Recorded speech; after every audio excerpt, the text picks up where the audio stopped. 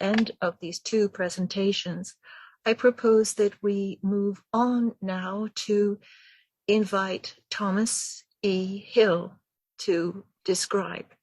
Tom, a longtime friend, describes himself thus: I am a librarian and medievalist interested in technologies of mind and memory. I hold a PhD in English from Columbia University with a specialization in medieval literature, and my scholarship concerns the reading of courtly romance in the context of scholastic philosophy and psychology. I am librarian of the Vassar College Art Library and teach courses in allegory and Chaucer in the Vassar College Department of English. My book, this one, She, This in Black, Vision, Truth, and Will in Geoffrey Chaucer's Troilus and Crusade, was published in 2006. At present, I am working on an essay on Edna St. Vincent Millay and a book of essays entitled The Automaton in the Archive, Post-Human Memories. I also host the Library Café, a weekly radio interview program aired on station WVKR about scholarship, libraries, and the formation and circulation of knowledge. For a biographical interview with Millie Budney on the Library Café, we'll put a link in the chat where you could, following the link, listen. Now, he will examine Psyche's library, reading the library as a text illuminated by the Cupid and Psyche tapestries in the Frederick Thompson Memorial Library at Vassar College. Tom, please. Hi, Millie. I'll try to share screen. Let's hope it works. So, share screen. And this is it. Share.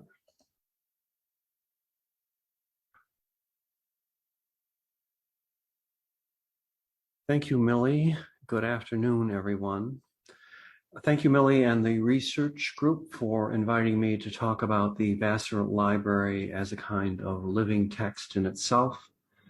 I also am grateful to Julia Bolton Holloway and the Accademia Bassarione, which sponsored the first iteration of this talk a couple of months ago. I'm going to be talking about literal texts as evidence, that is, textiles, a series of 5 Gobelin tapestries, and also I'll be reading the Vassar Library itself as a text. I'm going to set these readings in the historical context of the women who were influential here at Vassar in its early years between the Civil War and the First World War, in building what at the time was a revolutionary undergraduate curriculum which privileged research based on direct experience, as well as a magnificent library to support that curriculum. And the library is still central to our mission and integrated into our educational practices today. It's not an accident, surely, that Millie, having graduated from Vassar with this background, has bestowed on our disciplines the research group on manuscript evidence. And as a nod to my own interest in phenomenology, I'll also place my talk in my own experience of teaching an allegory seminar for first-year students within this library, and the effect that these texts, the tapestries, and the library have on my students and have had on former Vassar students in a tradition that is itself living and material. And by that, I mean it is passed on orally through people and the built environment, but not officially codified or prescribed in any way. On the screen is a view of the tapestries from the floor of the front hall of the crossing of the Thompson Memorial Library up into the library tower.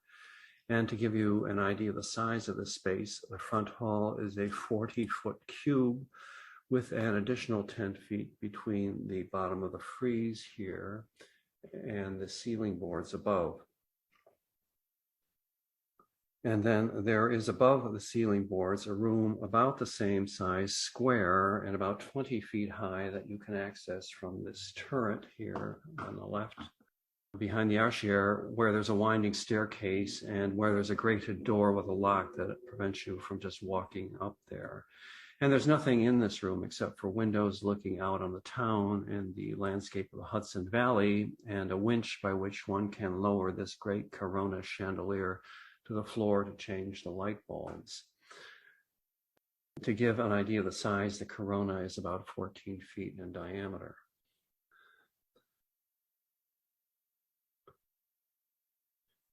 And this is a view looking from the tower down the nave of the Thompson Library, erected in 1905. This library was the central engine of an effort on the part of mostly female faculty who taught here in the early years of the college. These women believed that they were engaged in a project to build a curriculum and an edifice of learning which would help women influence the political life of the United States in the aftermath of the horror of the Civil War.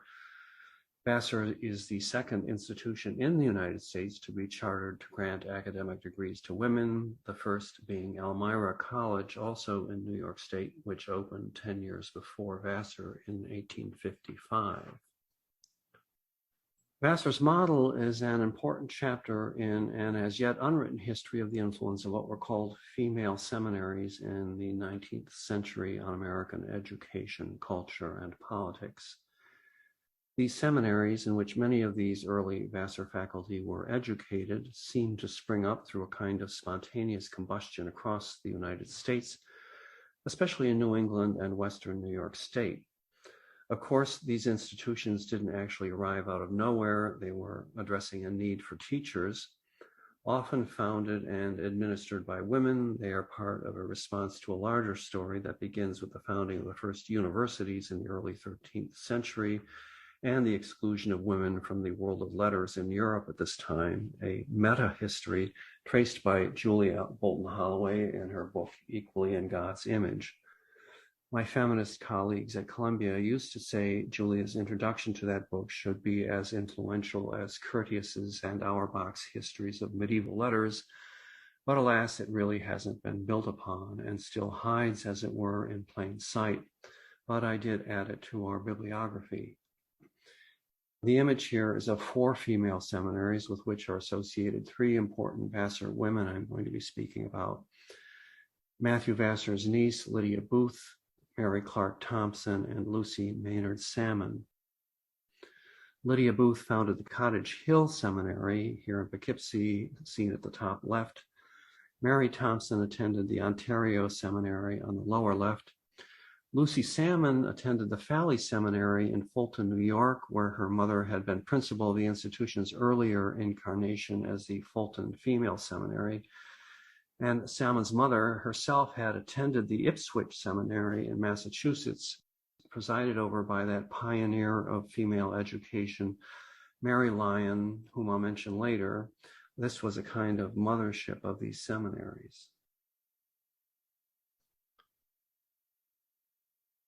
The reading of the library as an historical text at Vassar doesn't begin with me. It was actually once a college requirement for all students and begins explicitly with Lucy Maynard Salmon, depicted here on the left in her early years at Vassar by a studio art student in a painting that now resides in our Francis Lehman Loeb Art Center, and then on the right in a photograph of her at about the same age where she appears in the portrait. Lucy's mother, as I mentioned, had studied at the famous Ipswich Female Seminary in Massachusetts, presided over by Mary Lyon, who would go on to found the Mount Holyoke and Wheaton Female Seminaries that would become colleges later. Many of Lyon's graduates took up her wish that they become missionaries of female education, founding, administering, and teaching in seminaries themselves, and Salmon's mother was the first principal of the Fulton Seminary in New York.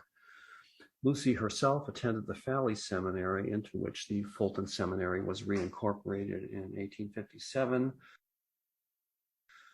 Lucy then went on to receive a BA and an MA in history at the University of Michigan before she came to teach history at Vassar in 1887, where she was made full professor in 1889.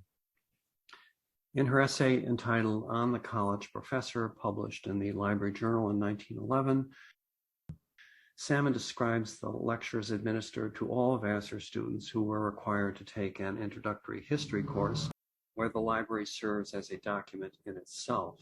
And I'll read a short quotation since it indicates very eloquently Salmon's emphasis on direct experience in her vision of scholarship and learning. So the passage reads, "At the beginning of the college year, the second time each section meets, every section is met by the head of the history department and an illustrated lecture given on the library and its use. This lecture shows the library building must be studied as a record of conditions that have passed away, that it must be studied as a building on whose walls history is written, and that it must be studied with reference to the use it serves. The Vassar College library building is of the ecclesiastical type, and its students are shown that this type is a record of the time when all learning and all education were controlled by the church, and libraries were, for the most part, attached to ecclesiastical foundations and controlled by them. That books were first kept in the cloister, that when separate buildings were erected, libraries were public only in the sense that all connected with the foundation had access to them." And then she goes on to explain how the chained book, the book stack, the printed book, and eventually the open shelf trace a gradual democratization of learning as barriers between the book and the reader are removed. And then finally, she turns to the visual program of the Thompson Library and writes, "But our college library is not only a record, it has also much history written on its walls. The great west window emblazons in stained glass a part of the history of Lady Elena Lucretia Cornaro Piscopia, who received the degree of Doctor of Philosophy at the University of Padua in 1678. Carved on its walls are the college and university seals of the great educational institutions of America and England.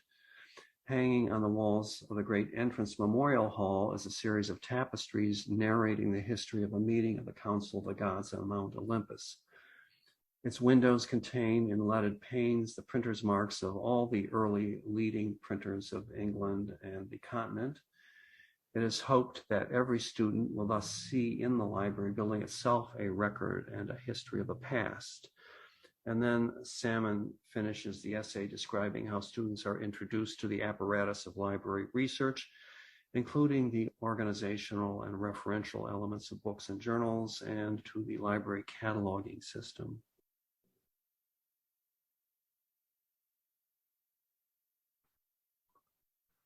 Lucy isn't the only member of the faculty who places a premium on direct experience in the education of young women.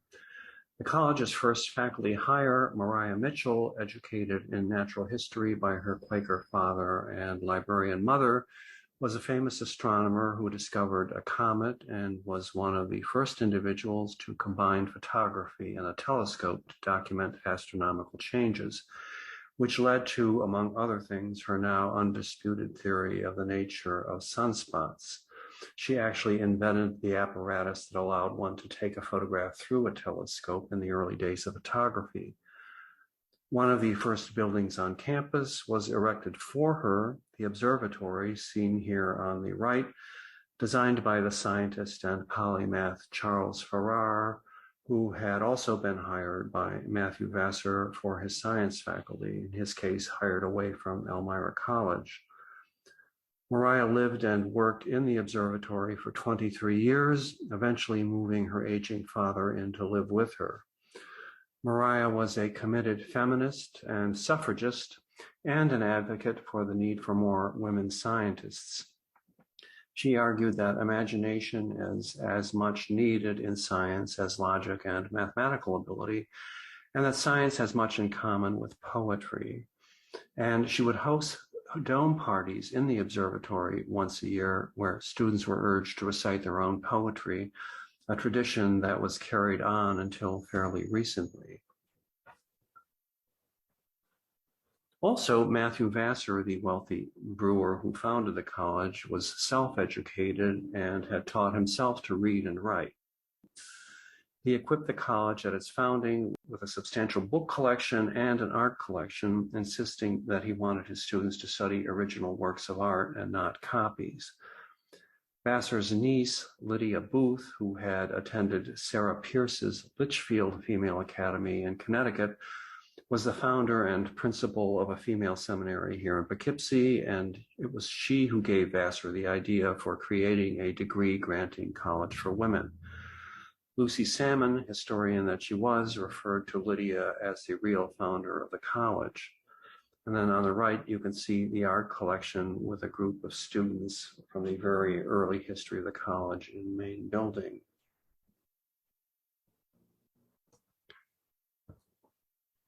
But Salmon's contribution is extraordinary, and she is something of a revolutionary in the fields of history and education both. Her history research hinges on the examination of immediate material reality, and though there were other historians who advocate for this, as a practitioner, she has no equal and is a good 100 years ahead of her time. A list of titles of her historical essays reflects this, and I'll just read a handful. Our Kitchen, The Family Cookbook, History in a Backyard, The City and the World of Objects, The Record of Monuments, How Far Can the Past Be Reconstructed from the Press, The Historical Museum. In her teaching, she would have her students derive historical narratives from evidence in the world around them, ways of migration from place names, histories of education from desks and chairs in classrooms, histories of property and community from backyard fences, ethnographies and natural histories from restaurant menus, social and cultural histories from architectural styles of domestic and public buildings, and documentary histories from history books as objects themselves. She had the library collect menus, railroad schedules, and even, as you see here on the right, laundry lists from which she had her students derive these histories. She once famously had her students write an examination essay using railroad schedules to describe the history of American westward expansion. Her motto, "Go to the source," is still spoken reverently by faculty, students, and alumni at Vassar. This pedagogy is enabled by a larger educational evolution Salmon is carrying forward, that of the introduction of the research seminar into higher education. Most, if not all, undergraduate education in America when Salmon arrives at Vassar in 1886 is conducted along the old medieval lines of the lecture and the examination, which is dependent on a lecturer imparting authoritative knowledge to a group of students who are not expected to do more than commit to memory the content of the text and reproduce it in appropriate ways. The idea of research, as it was developed in the German universities and through the seminar system, was only known at most to graduate students. William Clark's book, Academic Charisma and the Origins of the Research University, lays out the distinction based on an historical analysis of his own of academic furniture, like the chair, the table, and the card catalog, quite beautifully. And Stephen Jagger's book, The Envy of Angels, fills in the charismatic element in this narrative by discussing the application of the liberal arts in the cathedral schools of the 10th and the 11th centuries. The difference in these pedagogies is that the product of the medieval university and its predecessor, the cathedral school, is the individual soul, the student on the charismatic model, and the product of the research university is knowledge itself, requiring libraries and accruing increasing knowledge, almost like wealth increases itself in a banking system through returns on investment. The early seminars took place in the professor's home and were modeled somewhat on professional training in the guilds. The shift in the German universities takes place from the end of the 17th century into the 19th century. And then on the screen here are two 18th century prints depicting an early law school seminar at the University of Gießen, and then on the right, the library of the University of Göttingen. You can see in the seminar scene here at Gießen, the professor teaching in his home. You know, this is the professor here seated because he's in his bathrobe, so you know he's at home. And interestingly, the room itself requires a small library and even a blackboard. And then here you have this very beautiful print of the library at Göttingen.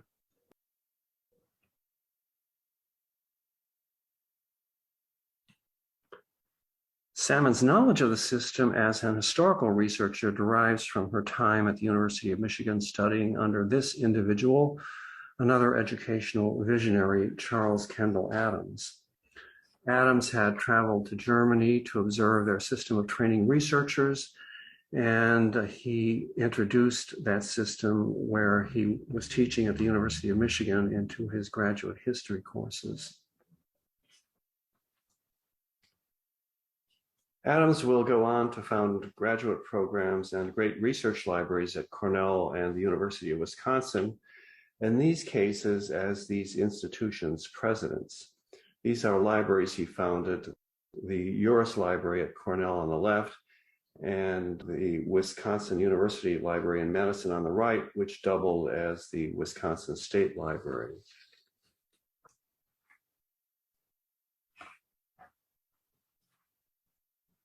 Lucy is very much of the same school as her mentor, but she has what I believe is the inspired and profound insight that, apart from forming the basis of graduate education as a path to training scholars and scientists to create new knowledge, the seminar could help young women to discover a direct path to learning, rather than having to rely on the authority of men lecturing to them about what constitutes knowledge.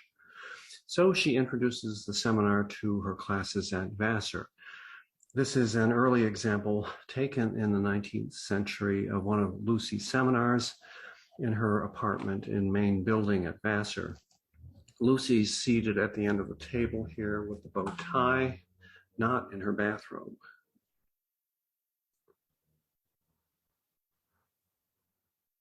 Salmon attempts to get the college administration to install seminar rooms in the new classroom buildings that are being erected at the turn of the century, but she's blocked by an administration that isn't itself at all as progressive as its new faculty and many of its students.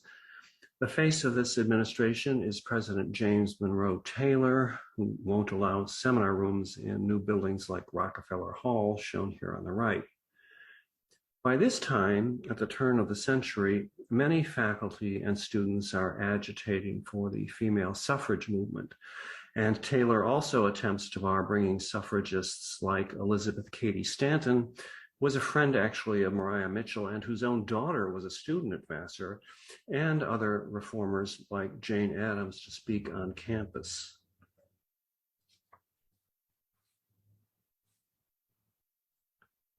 However, Salmon does find a formidable ally in this woman, the widow of an exceedingly wealthy trustee, Frederick Thompson, founder of what eventually would become Chase Manhattan Bank in New York.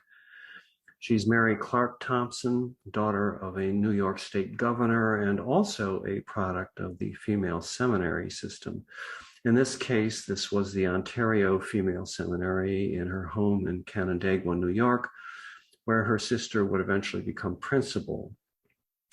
To the delight of the faculty who wanted to build a research curriculum for Vassar undergraduates, Thompson offers to build a freestanding campus library as a memorial to her late husband. And then the same year the Thompson Library was finished in 1905, Mary erected this temple to Diana on her estate in Canandaigua, which I think attests, along with a library, to her feminism, since the library building is something of a statement in itself of female self-empowerment.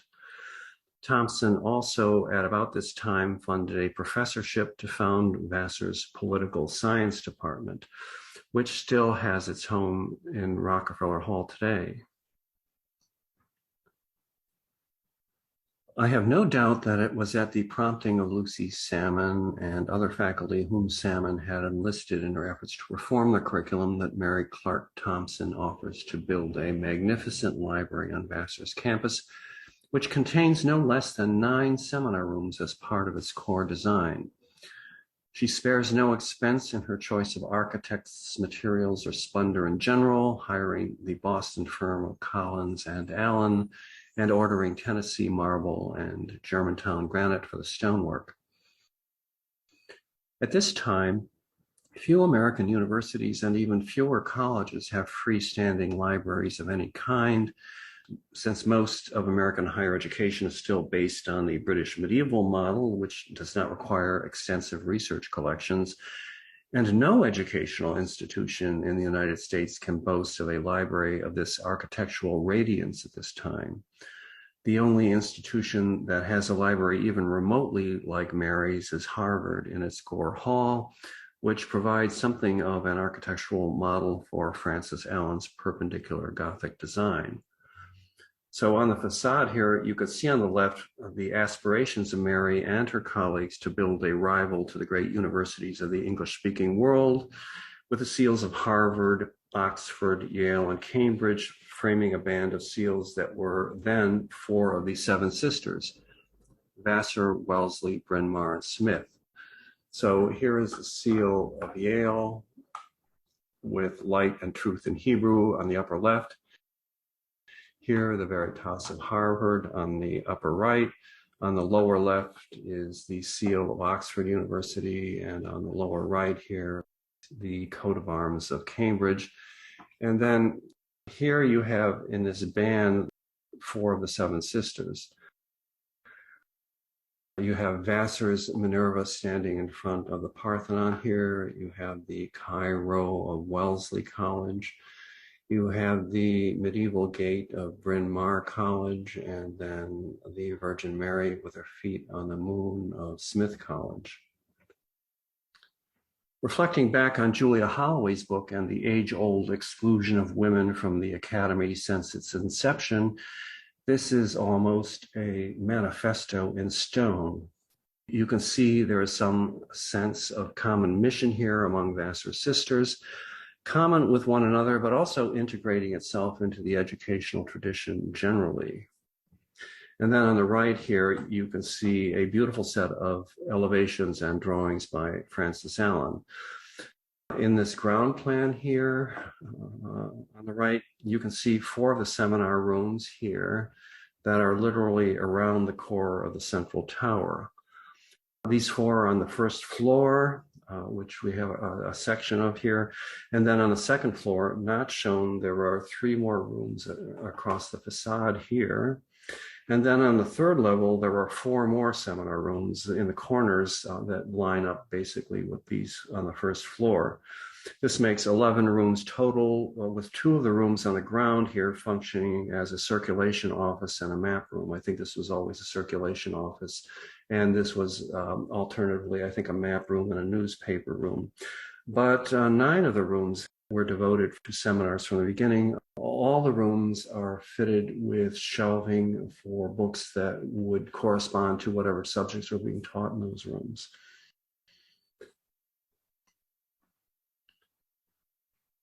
These are 2 of these seminar rooms today. The one on the left is the only room that meets accessibility requirements today for a classroom, and is the room I use myself for my allegory seminar, where the tapestries, as you can see, are close at hand. So I have them both read the tapestries and the Apuleius text for an early assignment. And then on the right is one of the doors into a seminar room on the 3rd floor of the tower, which we can only use now for offices and storage. The seals are part of an integrated visual program within the library that Mary Thompson personally oversaw. This is the Cornaro window she commissioned for the space, designed by John Hardman and Son of Birmingham, England, August Pugins glassmakers, showing either the defense or the degree granting ceremony with the arts and sciences Elena had been examined for here in the lozenges above.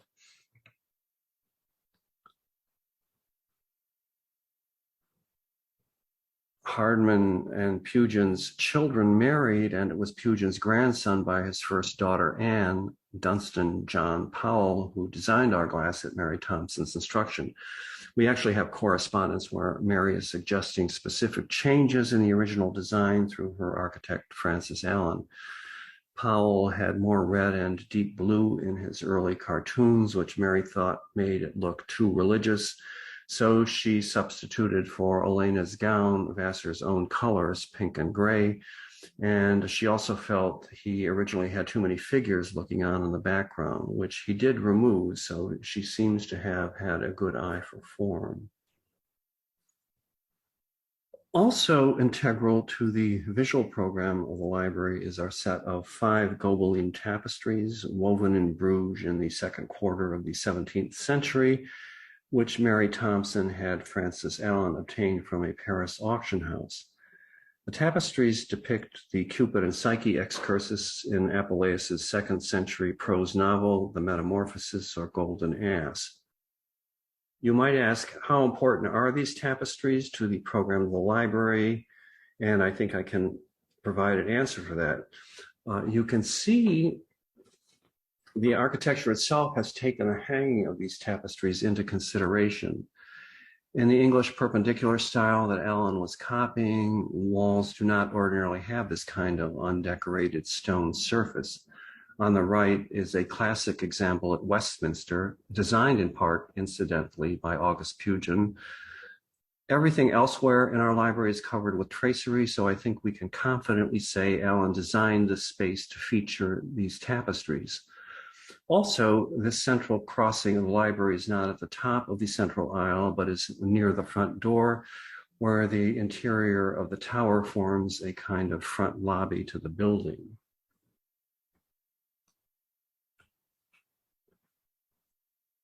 Besides the tapestries, there is in the crossing a fireplace with seating for visitors and repeated seals from Ivy League male colleges paired with those of our sisters, which help to decorate the upper reaches of the space, as well as the fireplace where Vassar and her sisters again appear. So this is an intentional showcase. The idea is that Vassar women could host and impress their boyfriends here from Harvard and Yale, and girlfriends from Wellesley and Smith, who would get a sense that they were all part of one big happy academic family. Also, since on the frieze, each female undergraduate college is paired with a university, many of which are granting advanced degrees to women at this time, there is a stimulus for women to go on to graduate programs to become college teachers themselves, a message infused with energy by the soaring perpendicular space of this 50-foot tower. Also, when you think about it, as a building record, this whole structure is quite remarkable and something of an example of an enactment of female power itself. I mean, how often does a client dictate the visual program of an important building to an architect? But I'm sure that these ladies knew what they wanted in this building, which was such an important aspect of their whole progressive endeavor here, and Mary Thompson was their willing and very persuasive agent.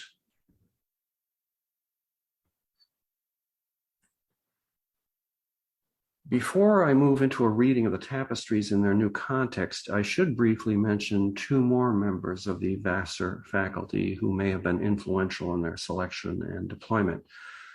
Both, like Salmon, are charismatic teachers with reputations that go well beyond the walls of the institution, and both received their undergraduate degrees, in this case at Vassar itself, and then did indeed go on to receive graduate degrees at Ivy League universities to become college teachers. The first is Elizabeth Hazelton Haight, who had a distinguished career as a classics scholar. She received her BA from Vassar in 1894 and then a master's degree in 1899. Joined the Vassar faculty in 1902, and then went on to receive a PhD from Cornell in Greek poetry in 1909, working on her dissertation while she was teaching.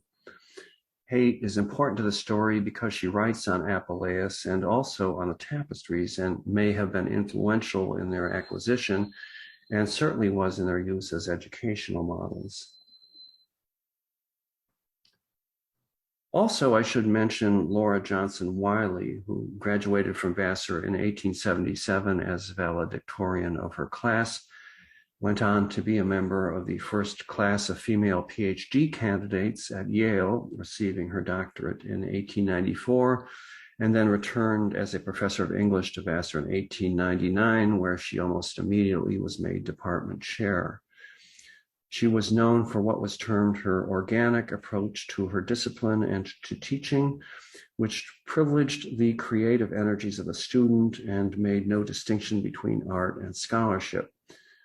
The idea was to foster a living sense of literature and writing, and she also emphasized, especially in her Shakespeare courses, her students' performative responses to the texts. She also founded, by the way, a local women's suffrage organization. And I wanted to include her here because I think Laura Wiley represents another side of this melding of research and charismatic modeling that is going into this new form of undergraduate education at Vassar. The object is student empowerment, after all, and in some way, the student's own body is one of the sources that needs to be engaged with directly, along with that of her faculty models when we talk about going to the source.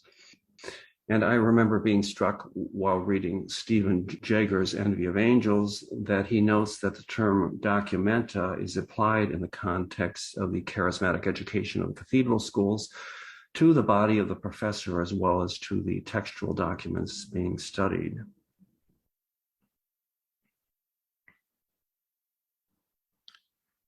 This oscillation between source-based research and personal growth works in well here with my own experience of teaching and teaching allegory especially, an idiom where, as Maureen Quilligan describes it, the slippery tensions between literalness and metaphor can lead to a redemptive polysemy.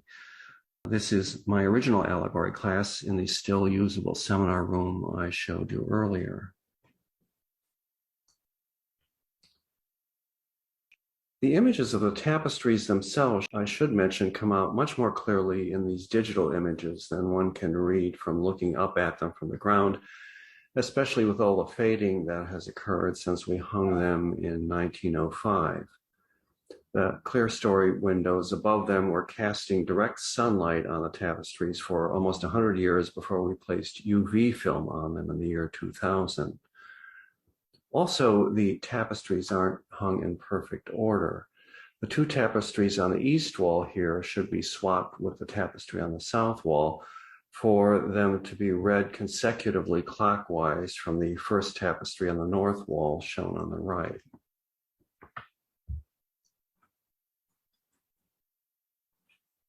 And this is a close-up of that first tapestry.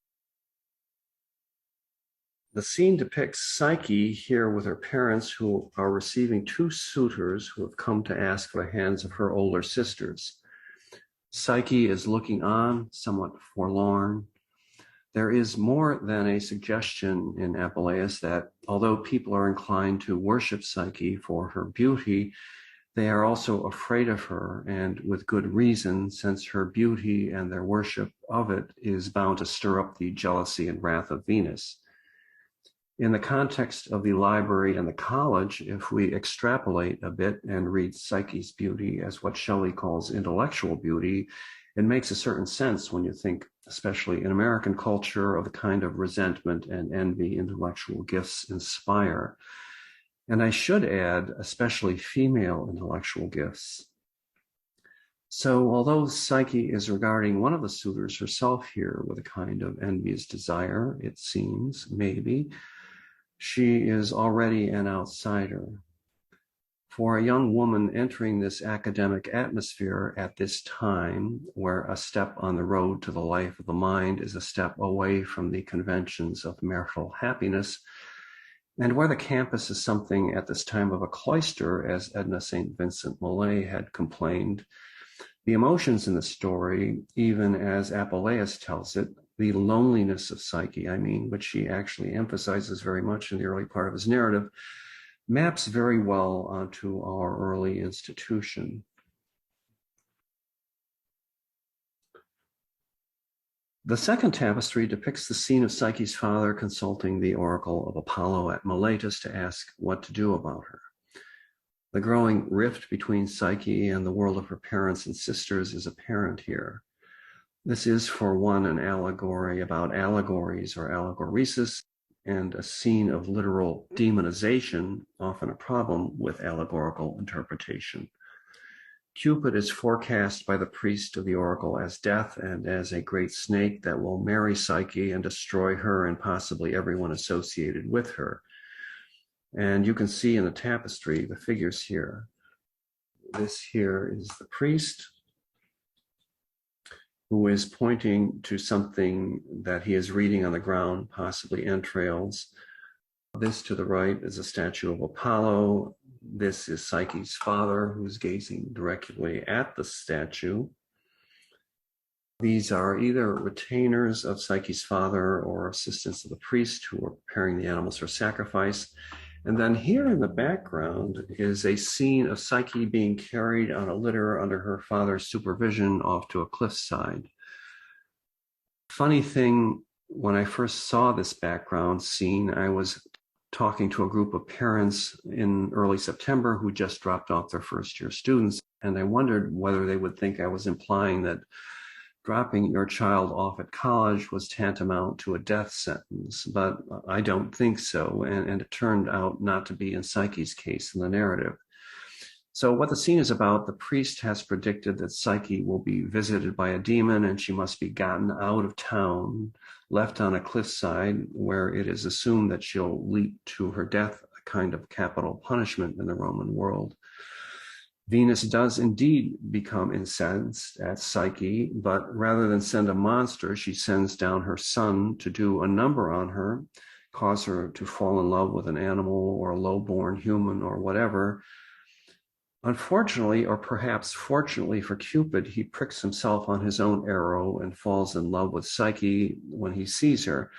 And so when she does jump off the cliff, he has Zephyrus carry her down and set her at the bottom of a beautiful valley where he builds a magical palace where all her needs are met and where he visits her every night under the admonition that she not try to see him or find out who he is.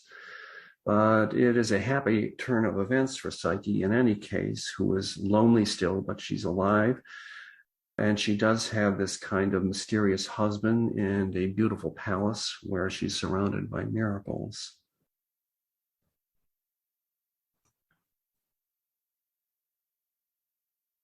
If we close in on the two tapestries on the east wall, the tapestry on the left here depicts Psyche's two sisters visiting her at Cupid's palace. Psyche is standing and the sisters are seated in front of her. Interestingly, the palace isn't itself depicted very well. One would expect this to be an opportunity for showing off opulence and extravagant decor, but perhaps this was intentional on the part of the patrons, who were probably French aristocrats of the Ancien Régime who commissioned these tapestries, whose own palaces they may have wanted to stand in for and therefore not compete with that aspect of the narrative. And this, I think, works well for us here, where the library serves as a perfect stand-in in the context of the life of the mind for Cupid's magical palace, where almost anything Psyche thinks comes to pass, where she's bathed, treated to music and fine food, but where she's still also very lonely. The sisters you can see aren't of much comfort or company. The nearer sister here is engaged in what one of my students called pearl clutching, implying she is projecting her own envy onto Psyche. The sisters, out of envy, convince Psyche to disobey her husband's admonition about not seeing him, and they also furnish her with a knife to kill the snake the priest has predicted Cupid to be. But this murder doesn't come to pass, and the sisters in the story come to a grisly end, as you can see here in the upper left corner of the tapestry, just barely, where they are shown falling headlong down the mountainside as they're punished for their envious treachery and lack of integrity with a kind of poetic justice by being torn limb from limb on the fall down the mountainside when Zephyrus is nowhere to be found when they jump off for the third time, hoping Cupid will then marry them. So much for envious competitive siblings. The right-hand tapestry on the east wall is about Psyche's quest to reunite with Cupid, suggesting to my allegory class the research process. Cupid abandons Psyche when she follows her sister's advice to try to get a glimpse of him and then murder him, which causes her to spill hot oil on him from her lamp, which awakens him from his sleep. As she drops the knife her sister has given her on the floor, Cupid decamps out of a window, and essentially he returns to his mother.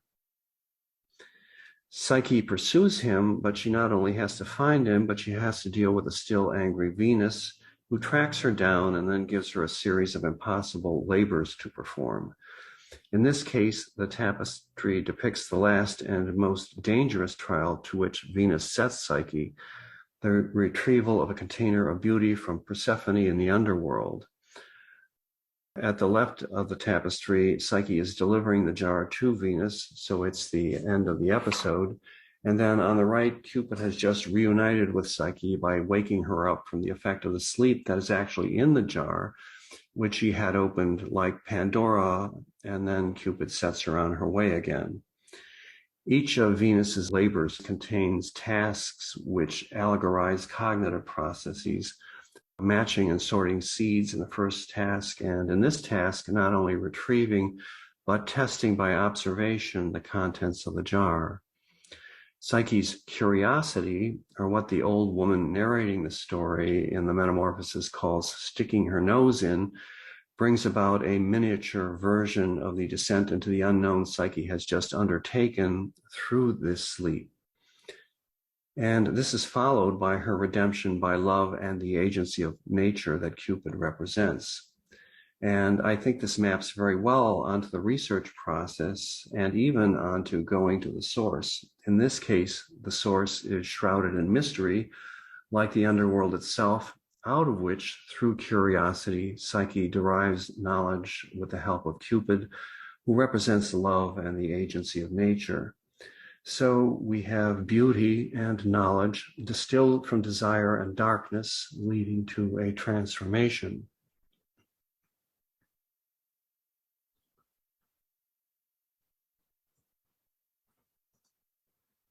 And here we have this transformation.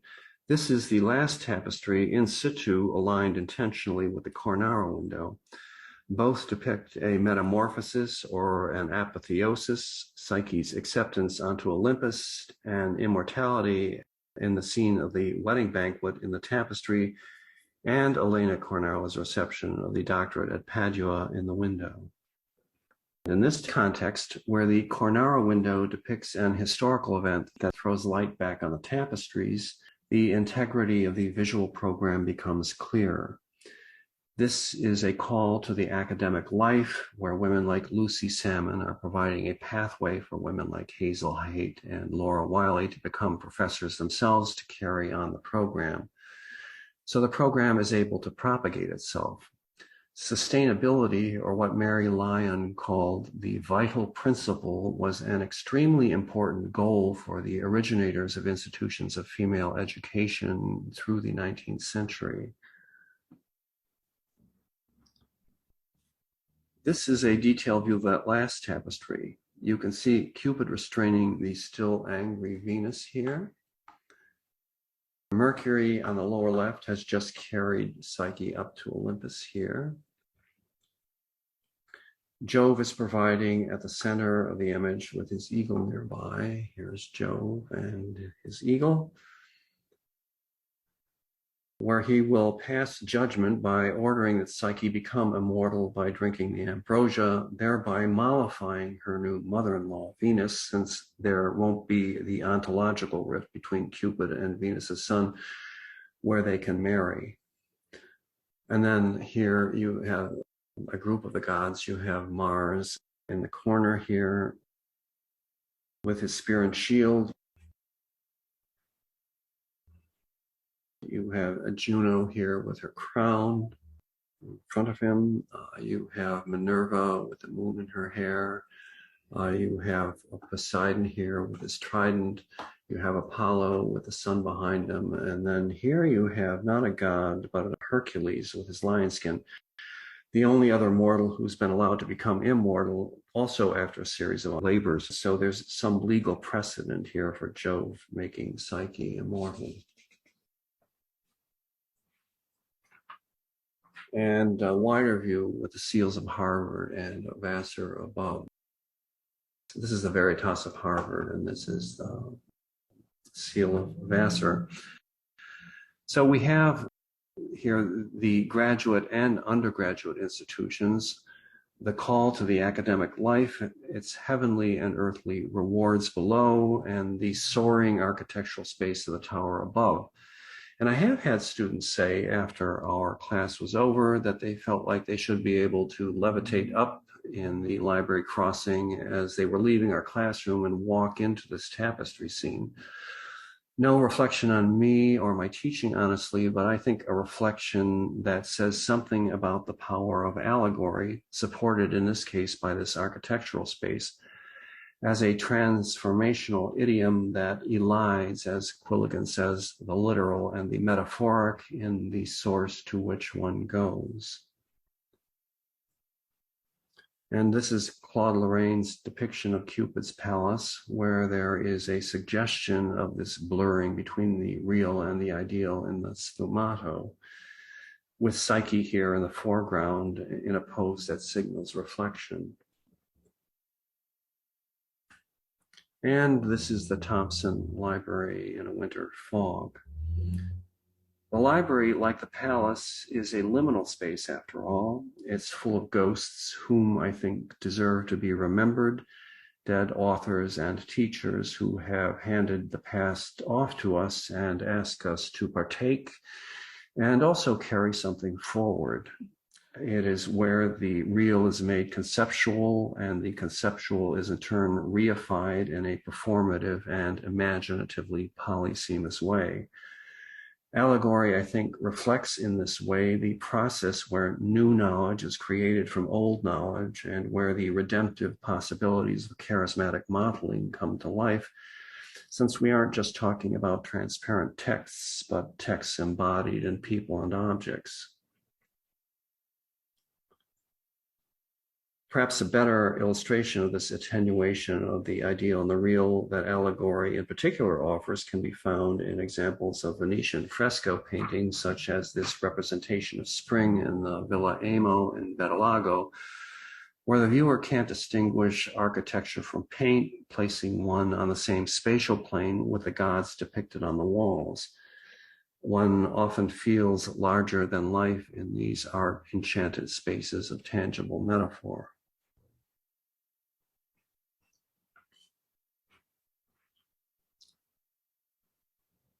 One of the early witnesses to this space and the tapestries here was Edna St. Vincent Millay, whose allegorical poem Renaissance, which she wrote when she was 19, we read for our first assignment. Millay comes to Vassar from a very poor household held together by a single mother who divorced her husband in 1900. Her mother is poor, but she does provide Millay and her two younger sisters with culture, including exposure to music, drama, and poetry. And Millay starts writing and actually publishing her own poetry as a child. 2 years after she graduates from high school, Millay is asked by an early alumna of the college, Carolyn Dow, if she wishes to come to Vassar after Dow hears Millay recite Renaissance at a hotel party where Millay's sister works as a waitress. Millay accepts and is soon placed under the tutelage of Hazelton Haight, who starts her reading Latin prose even before she arrives at Vassar to satisfy entrance requirements, almost certainly Apuleius' Metamorphosis, and where she also will become a student of Laura Wiley in English. This is a photo of Millay at about the time she entered Vassar on the left, and on the right in front of main building at a later date, possibly her senior year. So the poem Renaissance was for Millay a kind of rebirth and transformational passageway between the very real and the ideal, where her talent finds nourishment and support. Interestingly, and even prophetically, the poem is about truth in poetry and poetic vocation, or about her own spiritual and now physical apotheosis in her movement into the fundamental ontology of poetic language. This is an image of the Millay home in Maine, where she spent most of her childhood, and a photograph of her at a pageant celebrating Vassar's 50th anniversary, where she has a part in a tableau playing an important female contributor to Western letters, Marie de France. Millay, as you can see, was very much a drama queen. She had wanted a career at one time on the stage and performed semi-professionally in plays in Maine before she came to Vassar, and then after Vassar in Greenwich Village with the Provincetown Players. And performance is, after all, a way to negotiate the real and the fictional in a bodily way. Millay also eventually meets her own Cupid, a wealthy Dutch coffee merchant, Eugen Bosseven, who helps her to purchase her farm in Austerlitz, which they call Steepletop, and who marries her and immediately saves her life by providing her with the means for a needed operation. And then he supports her in every possible way throughout her career. Funny thing about that, talking about negotiating reality and fiction through drama, is that she meets him when they are both cast in an amateur play as two people who meet and fall in love. It's also a bit of a coincidence that, like Psyche, Millay has two sisters, the youngest and most competitive of whom follows her to Vassar and eventually meets a rather sad end in madness and alcoholism.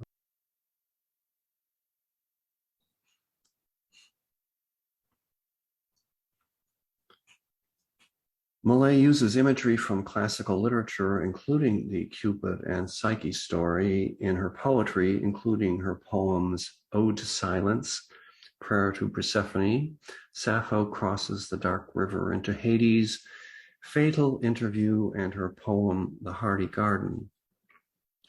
The Hardy Garden I read as a metaphor for Vassar itself and as something of a meditation on the concept of the term female seminary. In a class discussion, I had a student read beyond the assignment in Millay's work, who linked the poem to the tapestries by parsing the line from the poem, "How far from home in a world of mortal burdens is love that may not die and is forever young," as an indication, reading from Millay back to Apuleius, that the Apuleius narrative is a Romeo and Juliet story, where Cupid is as forlorn and displaced as is Psyche by their family's interference in a forbidden love. Millay's poem is about perennials and annuals, where you have two kinds of immortality, one procreative and one not, which map, I think, for her onto heterosexual and homoerotic relationships, with the latter identified with perennials as opposed to the seed of a season of heterosexual desire. Gods, like perennials, are able to propagate by division asexually, as does Venus, who springs from the severed genitals of Hylas. There's some literary precedent for this, perhaps, in Swinburne's Garden of Proserpine. Several of Millay's mentors at Vassar, including Salmon and Wiley, had what were at the time called Boston marriages with female companions, and Haight and Millay, who called one another Hazel and Vincent, were at least unconventionally familiar. They remained loyal friends, and Haight wrote Millay a beautiful obituary in the Vassar Quarterly when Millay died in 1950, which begins with the sentence, "Once I taught a genius and she became my friend." Millay had female lovers at Vassar and later in life, and she devotes some of her most beautiful poetry to these individuals, especially Dorothy Coleman, who died in the influenza pandemic of 1918, to whom she devotes the series of poems Memorial to DC that contains the poem Prayer to Persephone. So reading The Hardy Garden as a reading of the tapestries, Vassar offers a different kind of vital principle or creative extension into the future than does conventional marriage, one where the culture of women, the germ secure, is passed on and preserved through word of mouth, and for Millay through poetry. I also had a class insist, after they became familiar with Millay and her story, that we save a space for her at our overcrowded seminar table for her ghost, which everyone enthusiastically wanted me to do.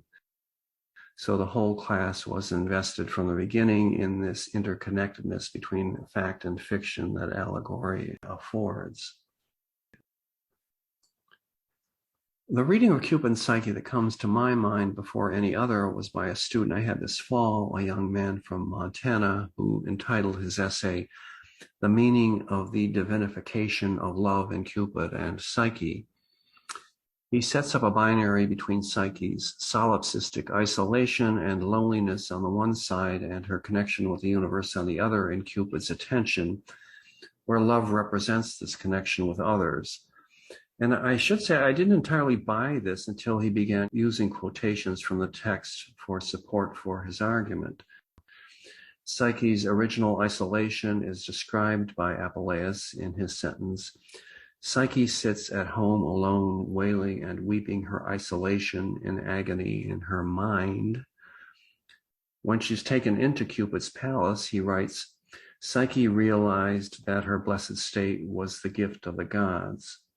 And then my student goes on to say how trust in others outside oneself is an essential element of this new state, which is, after all, what Cupid asks of Psyche, that she trust him without seeing him. It's an interesting reading, I believe, where, like Millay, he finds Apuleius exploring the nature of immortality in this connectedness.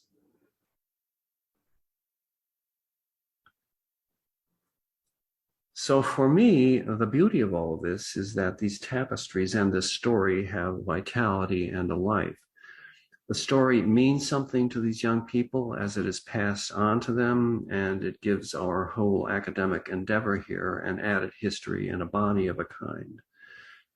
This is a photograph taken by Millie Budney on the left here on a reunion weekend here of myself with an alumna, Sally Kyle, viewing the tapestries. And then on the right is Sally again at Steepletop with a statue of Cupid, a Native American Cupid, but a Cupid nonetheless. Very sweet piece, really.